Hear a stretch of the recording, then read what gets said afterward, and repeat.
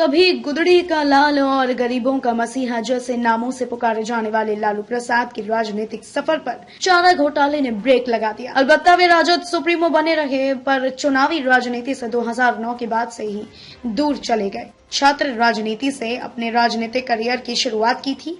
JP आंदोलन में शामिल होने के बाद उनका राजनीतिक कद धीरे धीरे बढ़ता गया।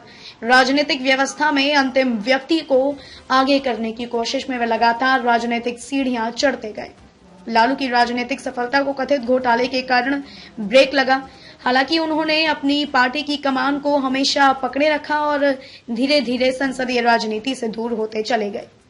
लालू ने 1980 में लोकसभा चुनाव में भी अपनी किस्मत आजमाई, लेकिन चुनाव हारने के बाद उन्होंने हार नहीं मानी और राज्य की राजनीति में सक्रिय हो गए। वे उसी साल बिहार विधानसभा चुनाव में शामिल हुए और निर्वाचित होकर विधानसभा सदस्य बन गए। उन्होंने 1985 में दोबारा चुनाव जीता। पूर्व मुख्यमंत्री कर्पूरी ठाकुर की मृत्यु के बाद विपक्ष के कई वरीय नेताओं को दरकिनार करते हुए वे 1989 में विधानसभा में विरोधी दल के नेता बन गए, मगर उसी वर्ष उन्होंने फिर छपरा संसदीय क्षेत्र से लोकसभा में किस्मत आजमाई और सफल हो गए। अब 1989 के भागलपुर दंगे के बाद कांग्रेस के वोट बैंक के रूप में मानी जाने वाली यादव नेता के एकमात्र नेता लालू प्रसाद हो गए। मुसलमानों का भी उन्हें व्यापक समर्थन था। तब वे वीपी सिंह के साथ हो लिए और मंडल कमीशन की सिफारिशों को लागू करने में लग गए। वर्ष 1998 में केंद्र की सरकार में भाजपा नेता अटल बिहारी वाजपेयी आ गए।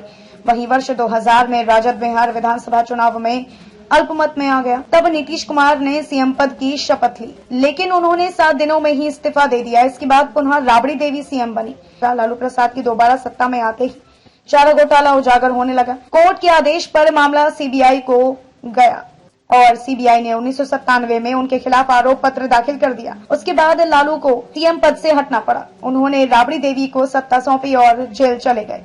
उसी अवधि में बिहार के नेल्सन मंडेला तो विरोधियों ने चारा चोर की उपाधि दे दी। आडवाणी की रथ यात्रा रोकी तो अंतर्राष्ट्रीय ख्याति मिली। दोबारा सत्ता में आते ही चारा घोटाला उजागर होने लगा।